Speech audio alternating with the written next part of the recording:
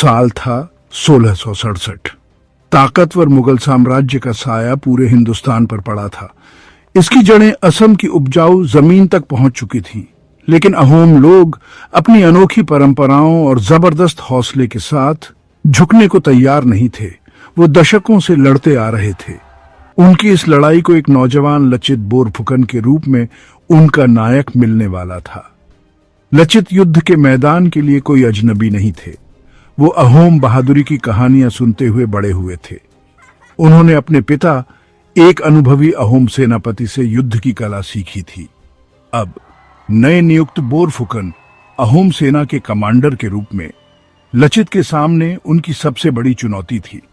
उन्हें अपनी मातृभूमि को दुर्जय राजा राम सिंह प्रथम के नेतृत्व वाली मुगल युद्ध मशीन से बचाना था। हम अपनी धरती की रक्षा के लिए आखिरी सांस तक लड़ेंगे। हवा में तनाव था। गढ़गांव, अहोम राजधानी के शाही दरबार में हर तरफ जंग की फुसफुसाहट थी। मुगल सेना आ रही है। हमें अपनी जमीन की जानकारी का फायदा उठाना होगा। हम उनसे सीधे नहीं भिड़ेंगे। हम गोरिल्ला युद्ध करेंगे, तेज हमले करेंगे और घने जंगलों में गायब हो जाएंगे। लचित बोरफुकन कम बोलने वाले लेकिन अपार साहस वाले जमीन पर फैले नक्शों को देख रहे थे। उन्होंने दृढ़ निगाहों से आ रही मुगल सेना के रास्तों का पता लगाया। वो जानते थे कि दुश्मन की संख्या उनकी सेना से ज्यादा है। वो यह भी जानते थे कि असम का इलाका उनका सबसे बड़ा सहयोगी है। जैसे ही युद्ध के ढोल बजने लगे, लचित खुद को एक अलग दुश्मन, एक कमजोर करने वाली बीमारी से जूझते हुए पाया। वो हर दिन कमजोर होते गए, फिर भी उनका हौसला नहीं टूटा। लचित, आपको आराम की जरूरत है। ये बीमारी आपको कमजोर कर रही है। मेरा शरीर मुझे धोखा दे सकता है, लेकिन मेरा हौसला नहीं। एक शाम जब वो अपने बीमार बिस्तर पर लेटे थे, उनके सैनिक उनकी झोपड़ी के बाहर इकट्ठा हुए। हवा में चिंता का माहौल था। वे दूर से ढोल और झांझ की धीमी आवाजें सुन सकते थे। यह बिहू, असमिया फसल उत्सव की खुशी की लय थी। अपने सैनिकों के चेहरों पर चिंता देखकर लचित ने अपनी बची हुई ताकत जुटाई। वो अपने बिस्तर से उठे। उन्होंने अपने सिर पर एक गमोचा, पारंपरिक असमिया गमछा लपेटा। यह उनके संकल्प का, अपने लोगों की रक्षा करने के उनके वादे का प्रतीक था।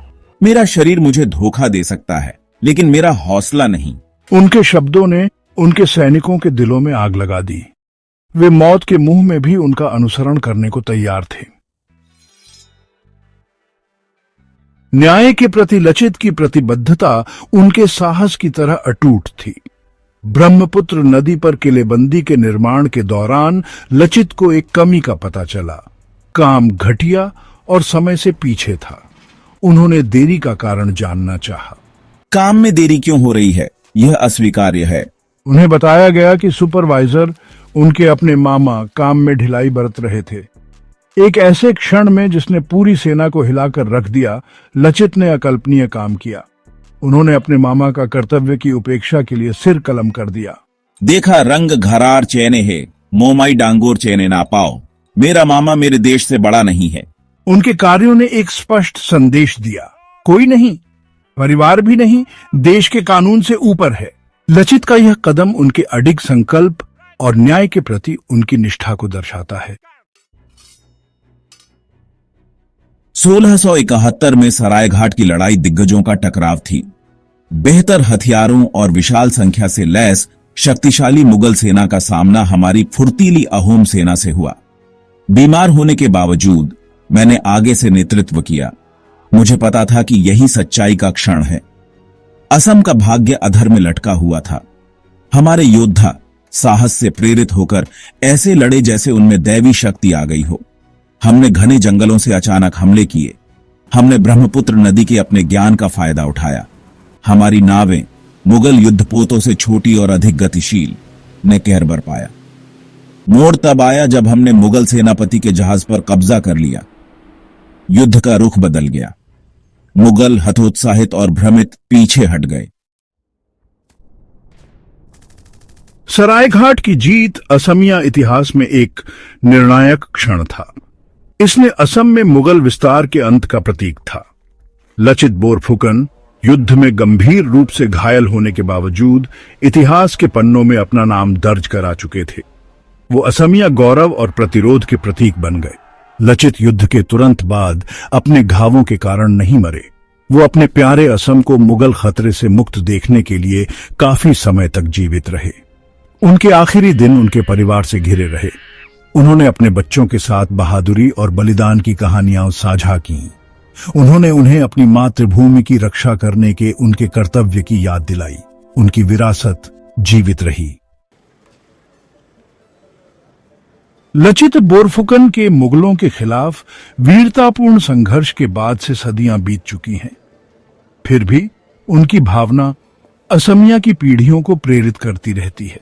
उनकी कहानी लोक कथाओं और गीतों के माध्यम से आगे बढ़ती है। यह एक याद दिलाता है कि साहस की कोई सीमा नहीं होती।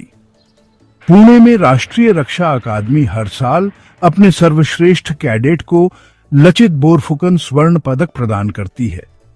असम में उनके सम्मान में मूर्तियां और स्मारक ऊंचे खड़े हैं। वे केवल एक योद्धा को श्रद्धांजलि नहीं है, वे लचीलेपन के असम की अदम्य भावना के प्रतीक हैं। लचित बोरफुकन की कहानी हम सभी के लिए प्रेरणा की किरण है। ये एक याद दिलाता है कि भारी बाधाओं के बावजूद साहस और दृढ़ संकल्प जीत की ओर ले जा सकते हैं। लचित बोरफुकन की कहानी केवल बीते युग की कहानी नहीं है। यह साहस, दृढ़ संकल्प और अपनी भूमि के प्रति प्रेम की शक्ति की एक कालातीत याद दिलाता है। आज की दुनिया में जहां चुनौतियां नए रूप लेती हैं, लचित की भावना पहले से कहीं अधिक प्रासंगिक है। हम में से प्रत्येक के भीतर एक लचित है। यह साहस की भावना है जो हमें सही के लिए खड़े होने, अपने विश्वासों के लिए लड़ने और अपने प्रियजनों की रक्षा करने के लिए प्रेरित करती है। आइए हम अपने अंदर के लचित को जगाएं। आइए हम उनके बलिदान को याद करें और उनके अटूट संकल्प से प्रेरित हों। आइए हम एक ऐसी दुनिया बनाने का प्रयास करें जहां साहस और न्याय प्रबल हो। एक ऐसी दुनिया जिस पर लचित बोरफुकन को गर्व हो। वास्तव में आइए हम लचित बोरफुकन की विरासत को आगे बढ़ाएं और यह सुनिश्चित करें कि उनकी भावना हमारी आगे की यात्रा में हमारा मार्गदर्शन करती रहे।